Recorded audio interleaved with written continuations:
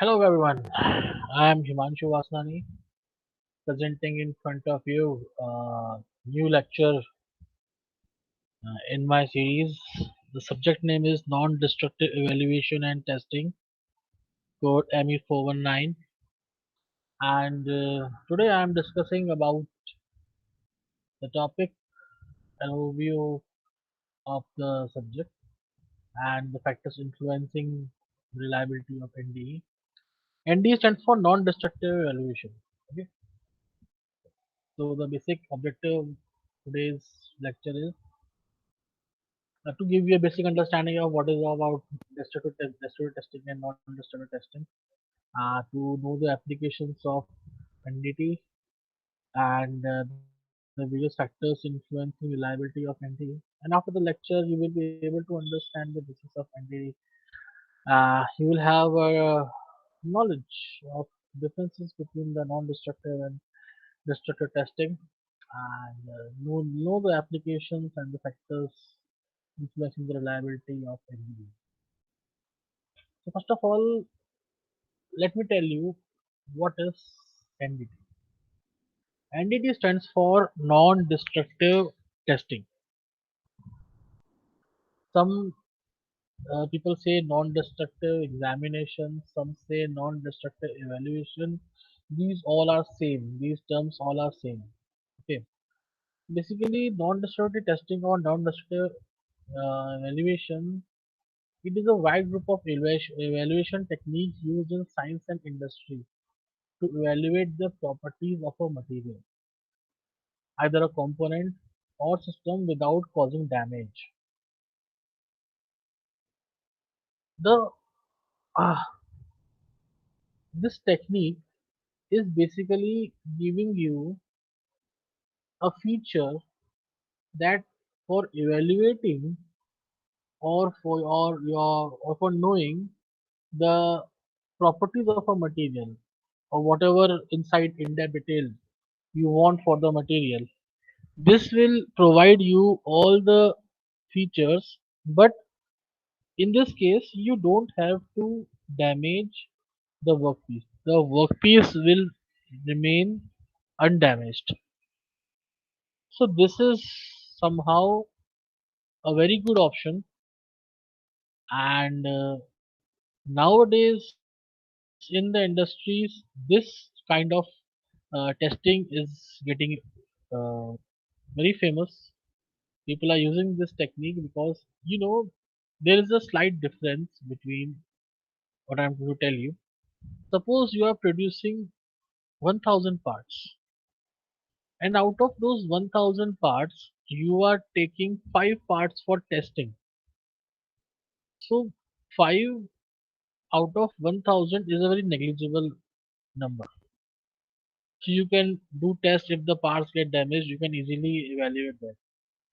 But if you are taking of manufacturing only 10 parts, and even from the 10 you are damaging one or two, then it will cost uh, a good amount of cost to the manufacturer while testing. So in this way, NDT testing is getting famous because here the part of the material is not getting damaged. Now the terms like non-destructive examination or non-destructive inspection or non-destructive evaluation, these all are getting common. Why these are getting common? Because these all give you the reach the same technology that I am going to tell you. See, NDT technique is not that key. Whenever you require, you can use it anytime, and it is helpful in saving you both time and money. Why? Because suppose if by any mistake you found a minor problem, it can be improved then and there only. Instead, the problem becomes or reaches a high level. So this technique is very helpful in product evaluation, in troubleshooting and research. Now, the most common methods nowadays that we will this study later in this subject is ultrasonic testing, Next is magnetic particle testing. Then is liquid penetrant in testing. Then is radiographic testing. Then is remote visual inspection. Then is eddy current testing. Then is low coherence interferometer. You might have listened about visual inspection that is done very common nowadays. You usually, if you find any defect, if you want to find out any defect, so usually you go for a visual inspection. You check the workpiece. You try to examine that for any crack or for any, you can say, any deferred deflection or some deformation. So in that way, visual inspection is also getting famous nowadays. And liquid penetrant testing is also getting famous nowadays. You might have listened about that. That they will, you can say, spray some liquid on the surface, and you can easily find out that if there is any defect on the surface, it will be seen very easily. They will spray a particular powder on that, and that will help you in finding out any defect on that. You might have listened, you might have seen in your real life. Radiographic in testing, they'll send some waves and then they will check the reflection of the waves. Eddy current testing, magnetic particle testing. So these testing techniques are used nowadays, but it depends upon the application. It depends upon the application that which testing method is helpful. Now, destructive testing. Destructive testing, uh, you can say कि this testing is basically done to understand or to note down the workpiece performance or its behavior. Okay, like if I want to explain you in the workshop, in our mechanical workshop, we have strength of materials lab. In this, if we are going for testing on UTM machine, then what happens? You go for tensile test or compressive test. In both the cases, the material gets ruptured or the material gets lead to a failure under different loads. So basically, you are finding out the tensile strength and compressive strength of the material. Okay, but ultimately there is some the material at last is getting destroyed, but you are getting a reading out of that. Just telling you the tensile strength and compressive strength. Secondly, if you think about impact testing machine that you have listened about, impact testing, ISOD impact test and Charpy impact test. So here also, whatever you are preparing, like V notch or specimen you are preparing in this, ultimately you are finding out the some reading out of that. So here also the material gets destroyed, but you get a reading in these also. So destructive testing was basically done, or you can say carried out to the specimen's failure in order to understand the specimen's structural performance or material behavior under different loads. Okay. Now these tests are basically easier to carry out because you just have to apply it on the use with the machines, and when the rupture happens you get the result. They give you more information, and the information, since it is a very from the earlier times it is getting used, so the information you are getting, it is easier to interpret than non-destructive testing, because non-destructive testing is the modern age testing. Okay, and the destructive testing is earlier age testing. So you have a rich amount of experience in that if you compare with the NDT. Okay, so these tests are easier to do. They give you a good amount of information, Desktop testing, okay, and you are used to interpret, okay, this is the result after this testing, okay. So this testing is also used, okay, but there is a condition when you are using this destructive testing. Destructive testing is more suitable or economic when the objects are produced in mass, or you can say they are mass produced. And while testing, if you are destroying small, you can say number of parts or specimen, then the cost of destroying a small number of specimen is negligible. I also told you the example that suppose you are producing 1000 parts, so and you are only testing only 5 parts. So the, you can say, the parts which are destroyed are very negligible. So in this way, this kind of testing holds its importance.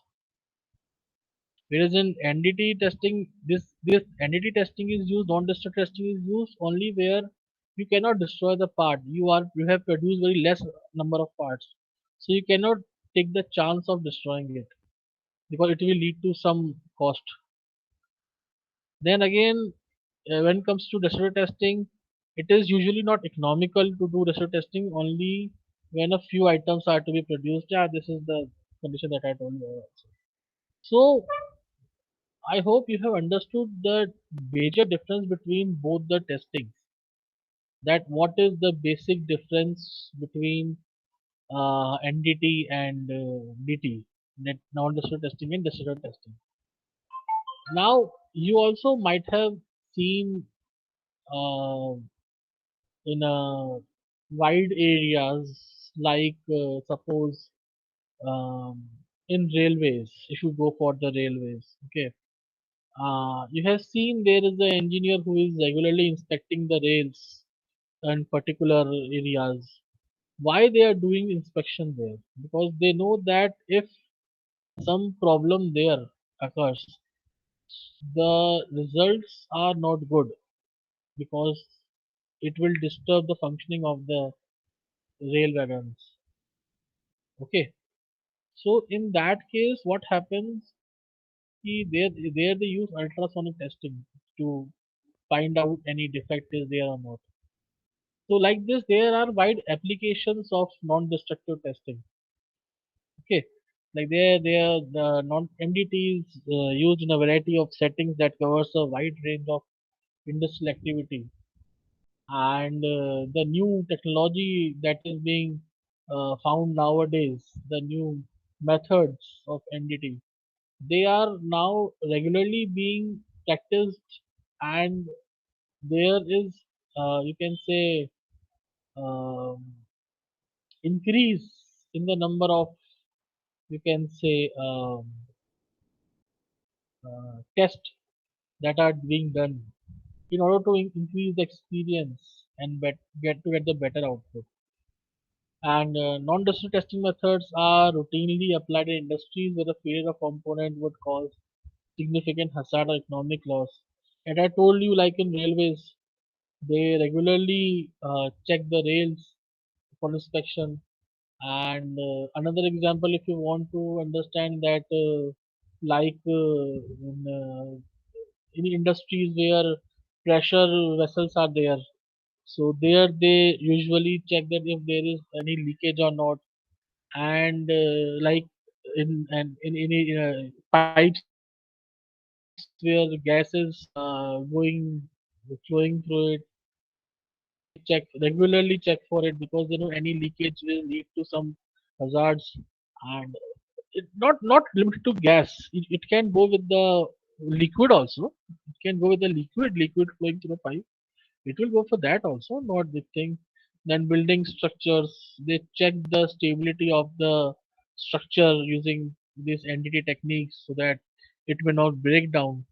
In transportation also, like railways, I told you, given a very good example of that. Because you know that if any failure happens, then automatically you cannot repair it as fast as possible. You'll try to repair it, but instant is not possible. So before any hazard or any significant loss takes place, you try to improve it as soon as possible. You found that. So you are routinely applying, you're using this technique. Okay. Now, the most common example or application is welding. In the future lectures, I will tell you because welding is very important, or you can say the very most commonly used joint technique. Now, how? See, welding is a kind of a permanent joint. Normally, you have listened about joints. Joints means when you two parts are joined together. It is called a joint. Right? Normally, you go for soldering, brazing, and welding and riveting. These are the common techniques from which you do joint. So soldering is for has lighter strength. Brazing also has some lighter strength. It can be called as a temporary uh, kind of a joint. Welding is a kind of a permanent kind of joint. It can be any kind of welding. Now, you most commonly used welders are arc welding and gas welding. And TIG welding and MIG welding are also being used nowadays. But most commonly, you might have seen in the workshop arc welding and gas welding. Okay, so welding is a kind of a permanent joint, and if you join two things permanently, and if any why you are doing that because you are getting some work done out of it. And if during working some problem occur or some there is a joint mistake in the joint, then it will lead to some loss. So weld verification, the area where weld is done, that needs to be verified, and we verify this with the help of our NDT system. Okay, we verify this. Rivets also is also kind of a permanent joint in which you apply. This might you have studied in your workshop, uh, what is rivets and all those things. Okay, now weld verification. In manufacturing, welds are commonly used to join two or more metals, that I told you. Because these connections may encounter loads and fatigue during product lifetime, there is a chance that they may fail if not treated to proper specification. Now, if not treated to proper specification, what does that mean? Many of you have done welding in your lifetime because in the workshop, normally in the first second year, you usually do welding, and maybe if you have made any projects in the workshop, then also you would have done welding in your lifetime. Now, what is in the arc welding? What happens? You have a pillar material, pillar rod. When you take it in the holding gun and on the switch on the machine, the pillar rod melts and it fills over the welded area. Well, while filling, as you know that heat is there, so there is some uh, we can say melting of the base material also on which the welding is done and filler material also. So due to their contact, some gases are released. Those gases may lead to some reaction, and these gases while welding may get filled inside also, may get trapped inside also. This may lead to you can say less strength of the welding. Okay, so this will lead to some loss. While this can be easily identified with the help of non-destructive testing technique. Moreover, if you think that somewhere the level of the welding is not proper, some in some area like in like oval shaped areas or lower areas, bottom areas where the weld has not reached properly. So there also, if the welding is not done, it is done uneven less. Somewhere the welding, the filler material is thickly applied, and somewhere it is very less applied. So there also the strength suffers. The welding strength suffers. So there also there are chances that the working may fail, yeah, because the specification is not proper. Okay, so there also these welds can be done, and various there are numerous areas because welding is done in numerous works. So I will tell you later in this. I will when you will study about the proper techniques, then you will find out that okay, this problem occurs. Then weld may be tested by using NDT techniques such as industrial radiography or industrial CT scanning using X-rays or gamma rays, ultrasonic testing, liquid penetrant testing, magnetic particle inspection via ID current. See how much testing techniques can be used with the welds for inspection. Why? Because this is most commonly used. People in the industry are using it for joints. So this technique is commonly used and can be and any faults in this welding can be inspected with the X-rays or radiographic rays or ultrasonic testing, liquid metal testing, magnetic particle inspection, eddy current testing. See how much testing can be used in just one application. This, it is evolving nowadays. This any testing is evolving nowadays.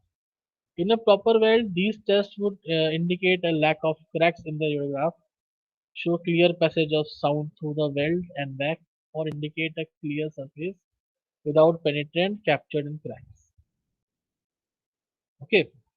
Ah, if see this just the last one has shows a simple layout that they have told you a technique that while radiograph they will give you a sound, and if that was a clear passage then there is nothing, and if any problem is there then it will reflect back and give you the indication that there is a crack or not.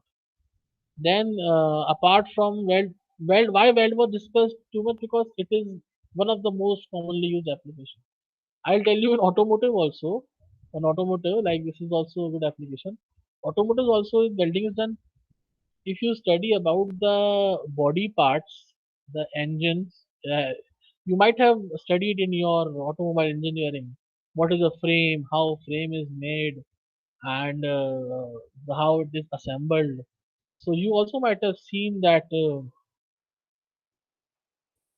in this what happens if you are assembling the uh, body parts, the frame, then like the gate you're assembling it, it is welded at some point. If you are attaching some other joint, upper body, lower body, then they are welded at some joint. So welding they are also used. If you are assembling an engine, then you also might have seen that some different parts are assembled and then they get welded to make one part. So in this way, there also it is used. And if in the automobile industry, every automobile has a cost. Okay, why I'm giving example? Why this? Okay, now you can compare the major difference between destructive testing and non-destructive testing. Okay, uh, you are in automotive industry. You are preparing a simple car, and while testing, you find out that the things are not functioning well. Okay, now you cannot do a destructive testing on that because the destructive testing will lead to some deformation or dismantling of the car. So what you do, you go for a non-destructive testing in which you find out that where the major error is. It is either in the some assembly part or some welding part, whatever is the reason. Okay, then so here also NDE testing is more used in automotive industry because you can say every car, every automotive part has a cost, and that cost counts too much. You understand how costly the cars are. and what the effect does one part of the car cost. Okay, on the whole price of the car. Then power plants. Power plants, you also might have seen nuclear power plants. You might have seen thermal power plants. क्या gas turbine plants. So in the nuclear power plants, you might have understand said any mistake in the plant, it will lead to tremendous. You can say any mishandling in this nuclear power plant may lead to uh, destruction. You can say. So regularly they check these plants. In thermal power plant, they go for that through the coal they produce electricity. If any mistake occurs, then the whole plant suffers. So there also they check it. Propellers used in the plant, then reciprocating engines they use in the power plant. They all check it properly with the help of this NDT testing. Then in the construction industry, you know that if any problem is there, if there is a building of around 12 floors, if any problem is there in the first, second, third, or fifth floor, then the whole structure gets disturbed. Okay, the base should be strong, the base should be certained, the base should be saved, the base should be, you can say, always uh, get repaired first. So in the construction industry also the structures are checked with the help of NDT testing. The bridges are tested at regular intervals because the bridges are what made for transportation purpose, and they are regularly checked for various amounts of loads, and they are being inspected. If any problem occurs, then immediately it is get repaired.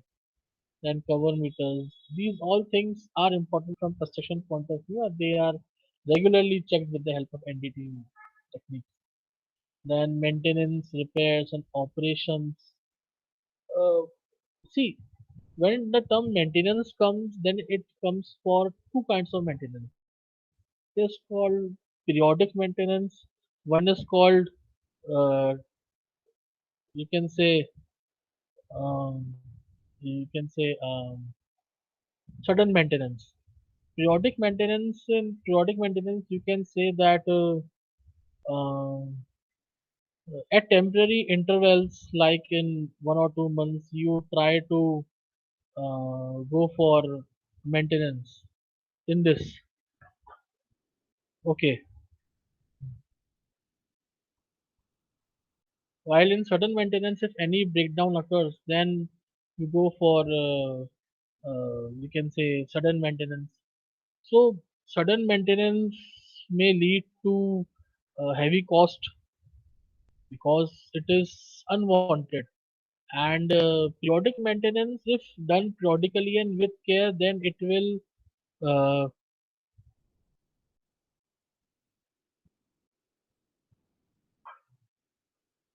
it may lead to some, you can say, uh,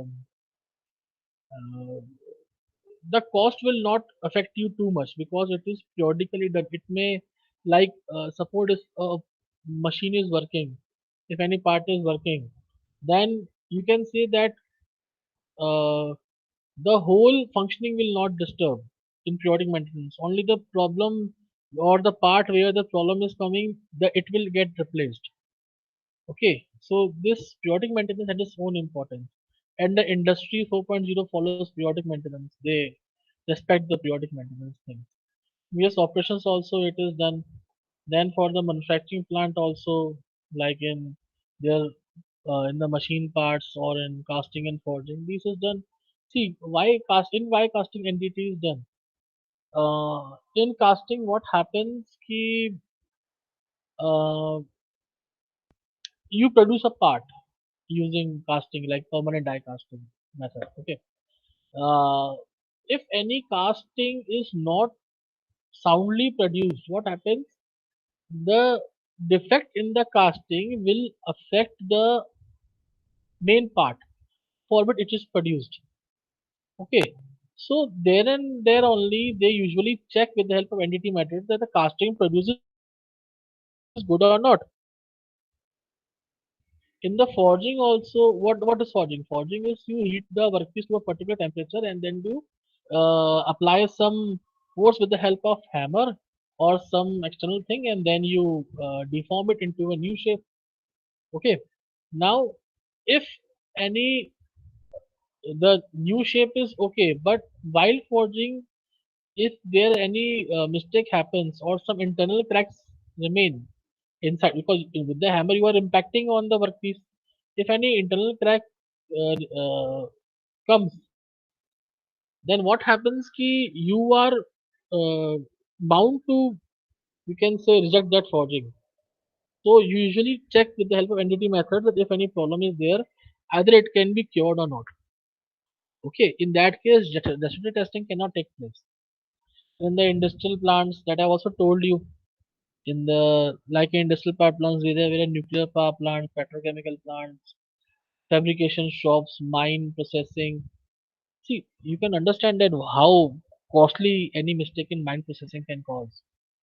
So you should know that any mistake may lead to some problems. Then fabrication shops, while fabricating, you know that we are fabricating in something new, and if during fabrication some mistakes takes place, then automatically issues will be there.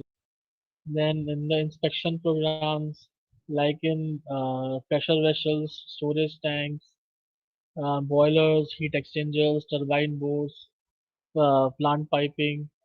Uh, See, inspection programs and maintenance, you cannot take both things equally. Maintenance is okay, is good. Inspection is sudden inspection programs. Suddenly you just go and inspect things. Okay, this also is very helpful. There are inspectors who suddenly visit and inspect all those things that if there is any problem or not. Why they are doing it? For the betterment of the humanity, for the betterment of the plant, for the betterment of the industry. They are going for that. Okay. Then railways inspection, and I told you railway inspection about all those things. The railway inspection, it doesn't limit to just rails only. The whole wagons can also be inspected with the help of these things, because the wagons are moving on the rails. If any due to vibrations, if any internal problem is there or some body is getting cracked, so in the long runs there are people sitting inside it, so it will give you a, it will lead to tremendous loss. So for that only they try to inspect it at the early stage only, while you can say it is at in the stopping zone, they inspect it there and there only. And in medical imaging application, that is most common nowadays. Now the factors influencing the reliability of NDE, non-destructive evaluation. The selection of the useful method or a combination of NDE. First, in this, Shad, whatever you are doing, you should have a clear understanding that I'm doing this technique, and this technique will help me resolve my issue in this manner. Okay, means you should have a clear cut idea that what I am going to do, in which area I am going to apply this technique, and how this technique will be helpful for me for evaluating this. Okay, so certain factors which are influence the reliability of NDE, like the material type. अरे भाई, you should be understand that what material you are inspecting. Okay, suppose, see, if you are using you are inspecting gold, and understanding that it has properties similar to iron, then it will not give you the required results. Gold is softer than iron. Gold has different structure than iron. Gold is, you can say, less harder than iron. It has different properties. So you should understand what is the material type. And for getting the material type, you might have studied in your previous years what are the various properties of the materials, different materials. Not all materials, but you might have studied about the commonly used material in the industries. You might have an idea. Then the defect type. Now, uh, Defect type, you can say in this what happens that here you are not uh, you can say examining or you can say you're questioning the thing. Here the thing is ki you should have an idea that what actually the defect or what actually are the defects that might come while testing. You should know this because suppose while inspecting if some defect comes and you are unaware of the defect, then it passes, the machine passes because you are not aware of that, and that the defect remains there and there only. It is inspected but not repaired because it is unknown to the inspector. So you should know which kind of defect is there. Then the defect size should, it should be repaired and automatically uh, made free of clusters and make it usable. Then defect location. Why? See, I'll take two examples for you for this. For welding and for you can say uh, and railways, what railway tracks. While inspecting railway tracks, you are after a certain experience, you understand that what material is used for the rails and what kind of defect are found in there. What kind of defect size, what amount of defect size can be there, and where the defect can be located. And if you go for the welds also, with the past experience, you might have understood that in welding, these kinds of defects can be find out, can be found. So you, based upon the experiences, you have a data, and you should understand that how these influence the reliability of NDE. Because if those things are not taken care of, automatically the testing will be affected. Then the defects in materials, I'll go faster with this because I'll discuss all of these afterwards. Don't worry. In the next lecture or in the coming lectures, I'll discuss all of these. Like there's volumetric defects, okay. Like whatever defects that are described in the dimensions of, or that can be described by three dimensions or a volume. Okay, what kind of types can be there, like porosity or shrinkage? Porosity means some holes are there. Shrinkage, matlab there's a shrink in the volume, some holes or some spaces void. Corrosion thinning, the material get degraded. Corrosion pitting, some holes are there. Inclusions. So these all things affect. Then planar defect. These types of defects are thin in one dimension but larger in the other, like in lamination, some on the surface it is coming less, but on the side it is more.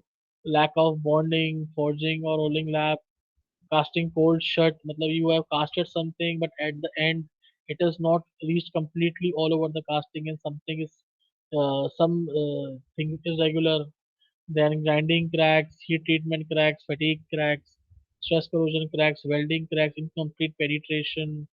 Everything you need to understand.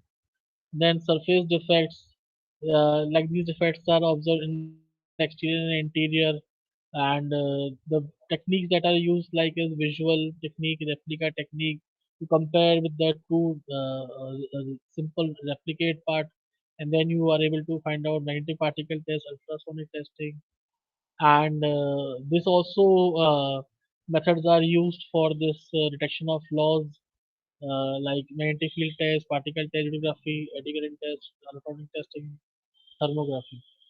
So today we have able to find out the general idea about the NDE and the factors also. Now some MCQ questions. What is the first step involved in the process of preparing test sample for microscopic examination? That is simply being known earlier also. Grinding is required. Removing all surface unwanted thing. In which of the following property will be more in the fine grain structure? You know the ductility is more important in fine grain, and which of the following property will be more in coarse grain structures? Then if you come for coarse, then automatically you know that there's corrosion resistance will be there in that. The photograph made with the X-rays, these are known as radiographs.